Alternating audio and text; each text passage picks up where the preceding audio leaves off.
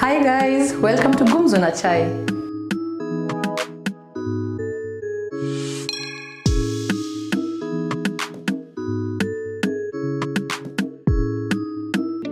Okay, so what's your most controversial statement that would get you cancelled instantly? I think the way to prevent teenage pregnancy is by people being lesbians.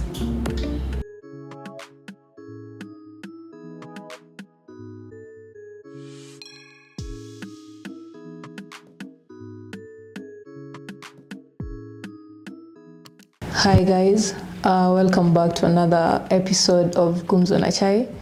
I'm your lovely host Annex Onyango, and I'm joined by a lovely guest on today's episode, and I'll let them introduce themselves. Karibu. Thank you. Hi guys, my name is Mapenai Kileana. My pronouns are she, they. So we're just going to get right into it.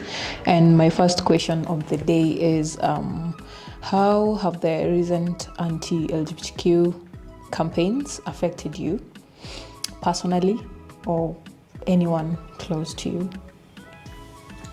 Probably I'll say it has aroused a lot of fear, specifically going to work, since I am an out lesbian and sometimes I dress masculine, so it's literally visible that I'm queer.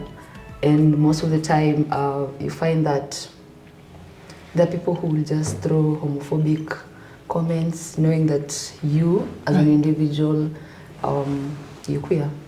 For people who I know, some of them have been raped because of that, they've been beaten because of the same. And it's getting worse with the more we continue, the anti-LGBTQ, the people planning the anti-rights of LGBTQ. The movement itself is becoming larger by day. It is heavily funded. So most of the time you find that the fear will arise because one, social media will actually just push the idea that queerness is ungodly, we pray it away, it's not African, it's not something that we're supposed to be proud of, and we're not supposed to be out. So for me, I'm still afraid. I continue to be afraid, but I still show up throughout the fear. Yes. That's valid enough. Oh, thank you for that. Okay, so the next one will be, when you first heard of the Family Protection Bill, what came to you? What was your first reaction? What was your first thought? And in that regards, do you feel more unsafe today than, say, 2 years ago, 3 years ago? Like, what's the difference?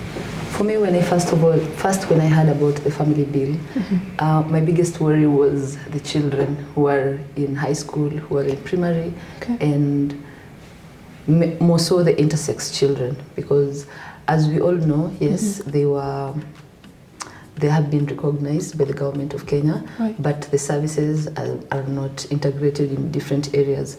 And with that, it begs the question of, are these kids protected even within that particular family bill? Right. Another thing that came to mind was more of, for us who are out, who are visibly queer, like, it's just insane because the family bill itself Kenya itself does not protect families, because if it did, we will have children who are protected from defilement, we'll have children who are protected from marriages and harmful cultural practices. But here we are fighting against queer people who did not do any crime, or else we have other people who are doing the crime and they're still outside there. About the safety part, we continue to feel unsafe, yes, but then the biggest thing about the queer community is we have family. Right. So even if you do not have your own family that is where you're born or where you come from, you still have the queer family that we have formed within ourselves.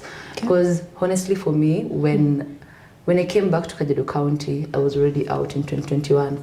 And it was really, really bad, because I will get a lot of stupid comments, even we call them that. Right. Very insane. I hear you. Very insane comments. And then it will be like you're disgracing our culture. Right.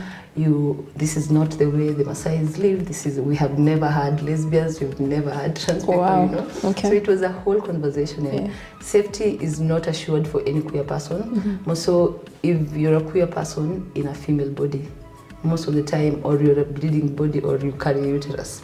So most of the time, because you're dealing already with the government and the community as a whole hating you as a woman and not protecting you, and then now being queer adds on to another battles that you have to fight. Right. So the family bill, when it came, I was like, wow, yet another thing to deal with, because it's not like we have not been fighting against the different bills that come in, the different classes that we have even in our own constitution that are against and discriminating the queer people.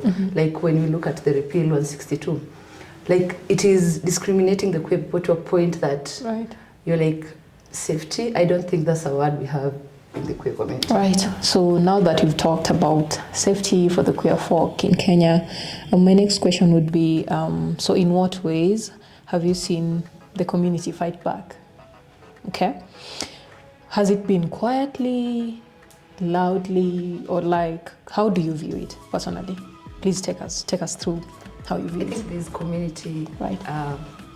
Twice, because we have the queer community and then now we have the other community Right, that the we general. live in, the general community that we live in. Yeah, unfortunately.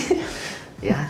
So for me, I'll say the fight is not a linear line, or it has its own intersectionality. Okay.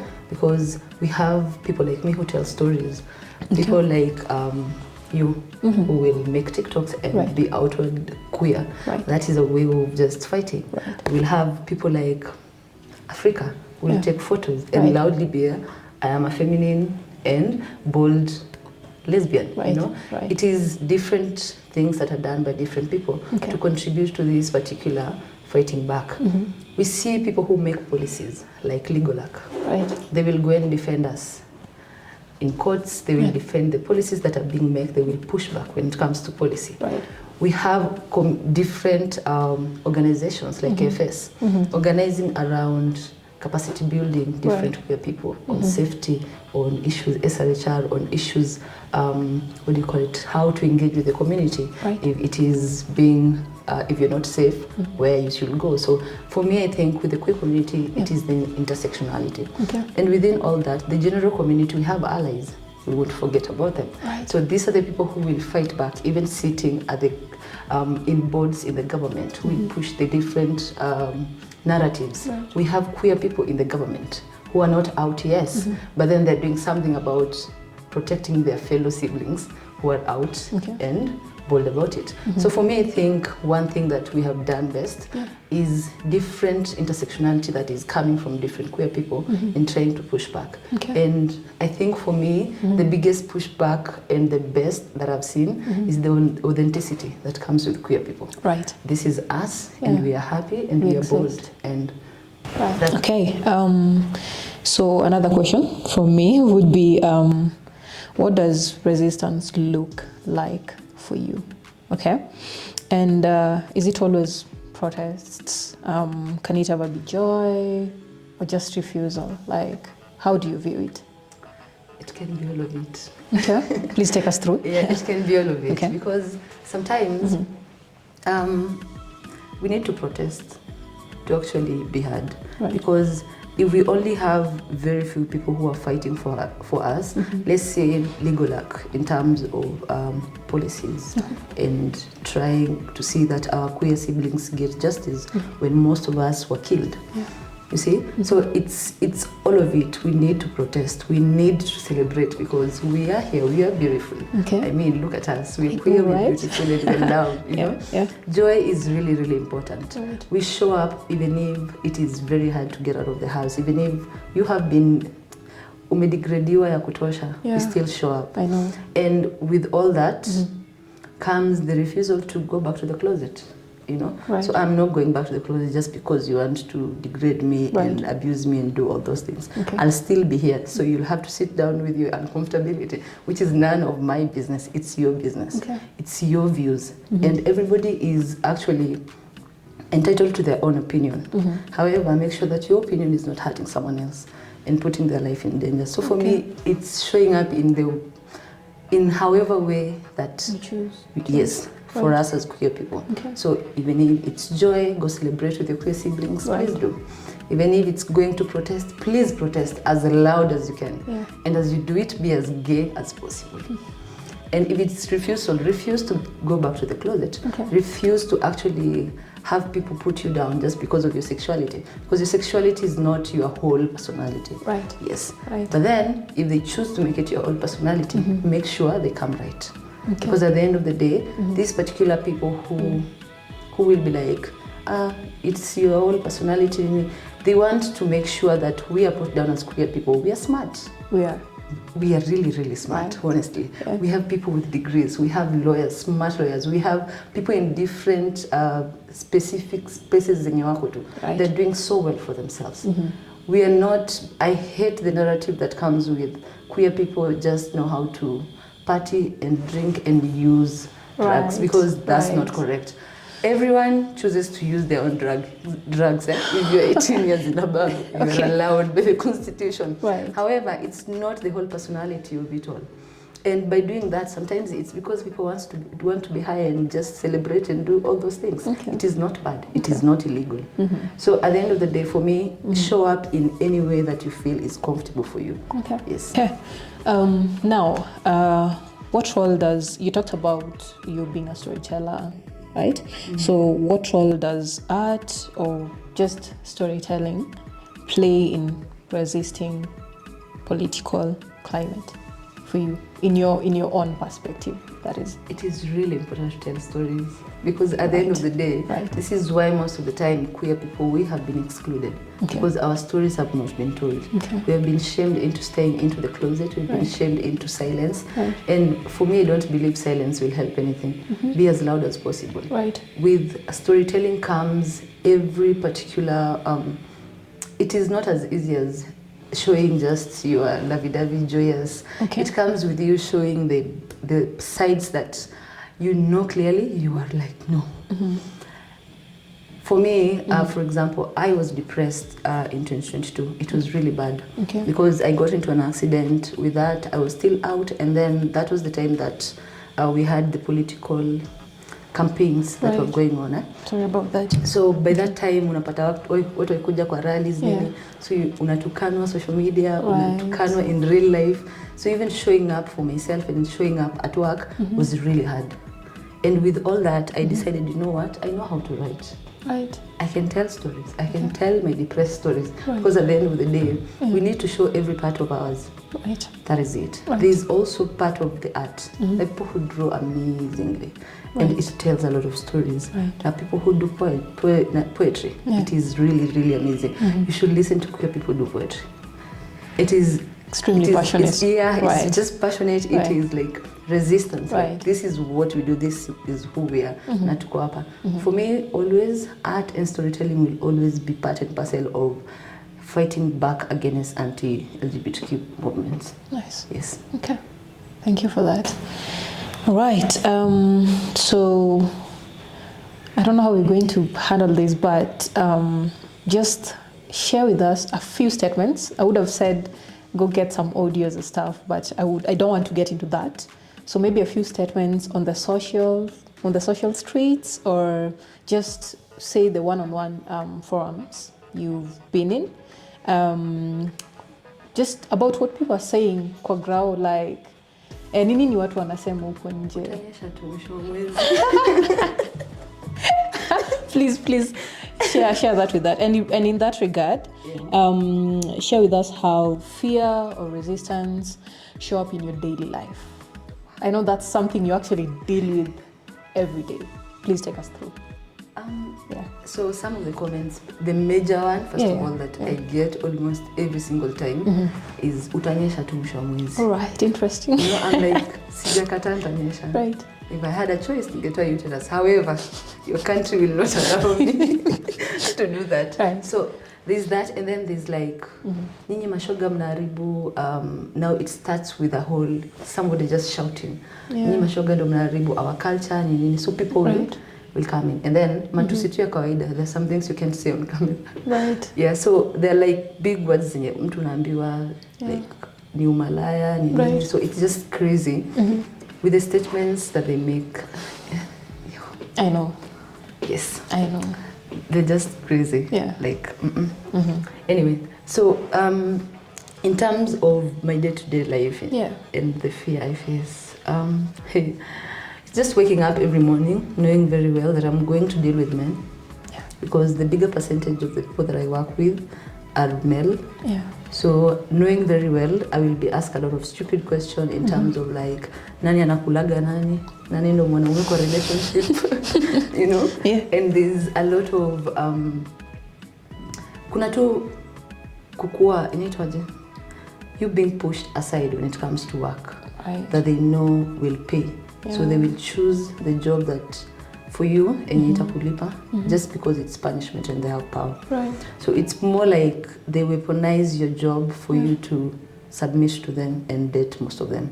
And there's always the normal men just hitting on you, knowing very well that you don't date men, and it's right. Yeah, the safety part, I don't know. I'm always universe tafadhali nimetoka kwa nyumba na unirudishe safe. Protect me. Protect me. Right. Kabla sijapigwa, sijavuliwa nguo, because it happens. It happens with a lot of people. Yeah. And I come from a very I won't say marginalized. Which one? Wameshikilia culture. Sana extreme, yeah. You know, wameshikiliwa extremely to a point when you're like, hey, boom, breathe kidogo. Right. It's not that serious. Yeah. And honestly, I think even in Africa, we still had queer people. Right. We still had queer people. It's not like they did not live with them. They were just there, only that they were pushed to stay in the closet. Right. So for me, safety is not something that is assured. Right. Even my own job, I'm not sure if it's secure. Right. Most of the days I'm like, okay. There's one of these fine days, nipate unemployed, you know. And then it comes again to politics. When we look at politics, I love politics. Yeah. But someone like me, I do not think hata nikivai naweza pigiwa kura.